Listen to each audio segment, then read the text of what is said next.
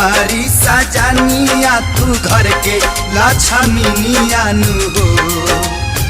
सुनाए हमारी सजनिया तू घर के लक्ष्मीनिया नु हो।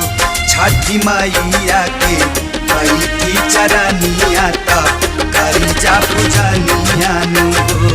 छठी मैया के बैठी चरनिया तब